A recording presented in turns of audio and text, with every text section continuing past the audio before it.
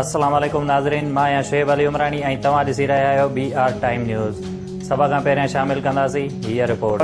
सब डिमांड मान चुके हैं, जो भी डिमांड उन्होंने की हम सब मान चुके हैं। उनकी एक ये डिमांड है कि जी प्राइम मिनिस्टर आए तो फिर हम लाशों को दफनाएंगे। मैंने उनको मैसेज पहुंचाई है कि देखिए, जब सब डिमांड्स भी आपकी मान ली हैं तो ये डिमांड करना कि हम दफनाएंगे नहीं जब तक प्राइम मिनिस्टर आए ना, ये किसी भी मुल्क के प्राइम मिनिस्टर को इस तरह की ब्लैकमेल नहीं करते। और मैं फिर आज ये अब इस प्लेटफॉर्म से कह रहा हूँ कि अगर आज अब उनको दफनाते हैं, मैं आज कोयटा जाता हूँ लवाकिन को मिल। तो ये क्लियर हो जाना चाहिए कि सारी आपकी डिमांड भी मान दी है, लेकिन ये नहीं कर सकते कि आप एक कंडीशन लगा दें जिसकी कोई समझ नहीं है कि जनाब जब आप प्राइम मिनिस्टर आएगा तो हम दफनाएंगे।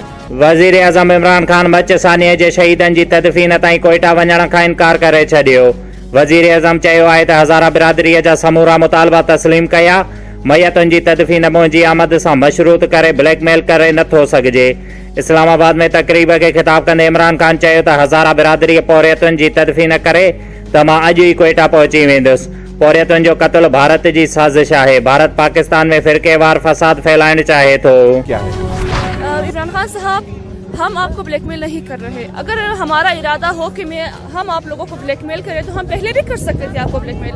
कई धरने हमने किए, कई नौजवान हमारे शहीद हुए, हम पहले भी आपको ये ब्लैकमेल कर सकते। अब हम इन खाली हाथों से आप लोगों को क्या आप लोगों को मैं क्या ब्लैकमेल कर सकती हूँ? अब मेरा यही मुतालिबा है, हम सब का मुतालिबा है, आप कोयटा आए एक दफ़ा, हम आपको ब्लैकमेल नहीं करेंगे। खुदारा इमरान खान साहब इन गरीबों की मदद करें, इन गरीबों की आवाज़ पर लब्बैक कहे। हम कब तक ये 25 सालों से हम 25 सालों से सिर्फ लाशें उठाते आ रहे, हमारा क्या गुनाह है? अगर इमरान खान साहब तशरीफ नहीं लाते, यहाँ पे वज़ीर आज़म नहीं आते, तो ये धरना इसी तरह जिस तरह अभी अपनी आबोताब के साथ जारी और सारी है, इसी तरह से ये जारी सारी रहेगी जब तक कि वो खुद यहाँ हाजिर नहीं होते। हमारी माएँ और बहनें जो यहाँ सर्दी में बच्चे बीमार होते जा रही है रोज दिन ब दिन। आप लोगों को तो पता है कोटक बहुत शदीद सर्दी है आज, लेकिन फिर भी हम यहाँ पर आए हैं और धरना जारी रखेंगे जब तक इमरान खान नहीं आएंगे। हम धरना जारी रखेंगे। खान साहब, असां तव्हांखे ख़ाली हथे छा ब्लैकमेल कंदासीं? असांखे अगरि जे ब्लैकमेल करणो हुजे हा त पहिरियां असांजा केतिरा ई नौजवान मारिया विया, धरणा हया विया, उन्हनि में असां कंहिंखे ब्लैकमेल न कयो। हाणे अव्हांखे असां ब्लैकमेल करे छा कंदासीं? अव्हां हिकु बेरहम वज़ीर आज़म आहियो। असां केतिरनि ॾींहंनि खां पंहिंजे प्यारनि जा लाश रोडनि ते रखे वेठा आहियूं, पर अव्हां वटि हिकु कलाक बि न आहे त हिते अचो। वज़ीर आज़म जो हज़ारा बिरादरीअ ते ब्लैकमेलिंग जो इल्ज़ाम बेहसीअ जी इंतहा आहे। माण्हुनि जी दाउनि खे ब्लैकमेलिंग चवण ते खेसि शर्म अचणु घुरिजे। कराचीअ में प्रेस कॉन्फ्रेंस कंदे मरियम नवाज़ चयो आहे त मुतासिर पंहिंजे प्यारनि जा लाश रखे धरणो हणी वेठल आहिनि। छा उन्हनि जे लाशनि खां वधीक तव्हांजी अना वॾी आहे? तव्हां वटि तुर्किश ड्रामा ॾिसण ऐं एक्टरनि सां मुलाक़ात जो टाइम त आहे ऐं कुतनि सां खेॾण जो बि वक़्तु आहे, पर अफ़सोस मज़लूमनि जे मथे ते हथु रखण जो वक़्तु न आहे।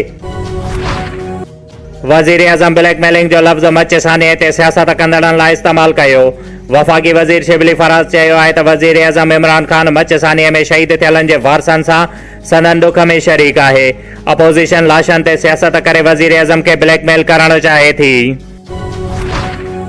इमरान खान साबित कयो त हू रुगो नाअहल न पर बेरहम आहे। हज़ारा बिरादरीअ खे ख़बर हुअणु घुरिजे त मुल्क ते हिकु फ़ासिद हुक्मरान मढ़ियल आहे।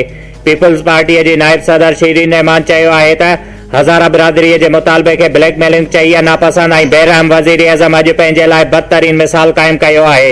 इमरान खान जो बयान कोयटा में पियल मयतुनि जी तौहीन आहे।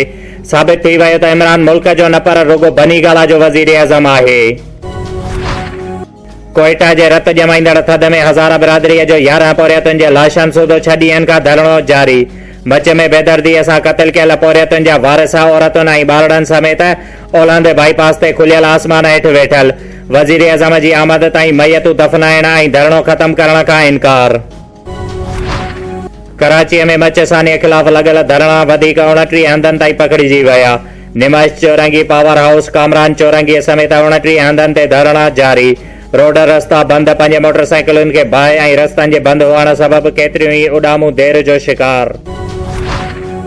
कोयटा में लाशनि सूदो धरणो हणी वेठल हज़ारा बिरादरीअ सां यकजहतीअ लाइ सिंध जे नंढनि वॾनि शहरनि में धरणा। जामशोरो वटि धरणे सबबि M9 मोटरवे ट्रैफ़िक लाइ बंदि। खैरपुर में बबरलोई शाह हुसैन बाईपास बंदि हुअण सबबि पंजाब ॾांहुं ईंदड़ वेंदड़ ट्रैफ़िक मुअतिल। ठट्टो टंडो जाम लाड़काणो दादू सकरंड टंडोवाला यार मातली काजी अहमद कंडियारो नौशर फिरोज बिरिया रोड समेत सिंध के मुख्तलिफ शहरन में धरणान सबब रोड ब्लॉक। हज़ारा बिरादरी जो मासूम माण्हू मुतालबो आहे त वज़ीर आज़म कोयटा अचे। अफ़सोस जो इन तकबुर वारो बयान ॾिनो लाश दफ़नाया वञनि। इस्लामाबाद बेज़मीर माण्हुनि जो कब्रिस्तान आहे। इमरान खान इंसानियत ख़ातिर हज़ारा बिरादरी ॾांहुं 1 कलाक लाइ बि नथो वञी सघे। जमायत इस्लामी जे अमीर सिराजुल हक़ कोयटा में धरणे ते वेठल हज़ारा बिरादरीअ सां ॻाल्हियूं। सिराजुल हक़ चयो आहे त ब्लैकमेलिंग वारे बयान सां इमरान खान जी नाकारी सोच ज़ाहिर थी रही आहे। पोरियतुनि जा लाश दफ़नाइण आॾो वज़ीर आज़म रुकावट बणियल आहे। मचसानी में मुलविस जवाबदारनि जी गिरफ़्तारीअ ताईं हुकूमत खे पोरियतुनि जो कातिल सम्झूं था। सूबाई वज़ीर नासिर हुसैन शाह चयो आहे त कोयटा साने जे शहीदनि खे पंहिंजे प्यारनि जा मढ़ दफ़नाइण जी अपील कंदे चयो आहे त उन बेहस हुकुमराननि जी ताज़ियत बि क़बूल न कई वञे। हुकूमत ग़लति बयानी करे रही आहे। PDM जो इस्तीफ़ाऊं आख़िरी ऑप्शन आहिनि। नवाबशाह 0 पॉइंट सकरंड रोड ते धुंध सबब तेज़ रफ़्तार कोच कल्टी थी पई, जंहिं सबब 3 ॼणा फौत ऐं 20 खां वधीक ज़ख़्मी थी पिया। रहीम यार खां कराची ॾांहुं वेंदड़ तेज़ रफ़्तार कोच धुंध सबब कल्टी थी पई। ज़ख़्मियुनि खे पीपल्स मेडिकल अस्पताल नवाबशाह मुंतक़िल कयो वियो।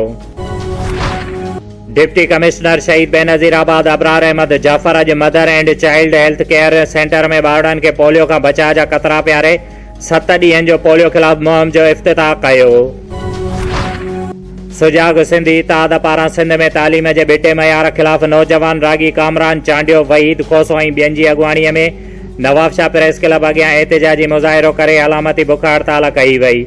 जंहिं मौक़े ते मुज़ाहिरीन चयो त सिंध जे सरकारी स्कूलनि में तालीम जो मयार ख़तम थी चुको आहे, जॾहिं त हिन वक़्तु सिंध में तालीम जो ॿिटो मयार हले पियो।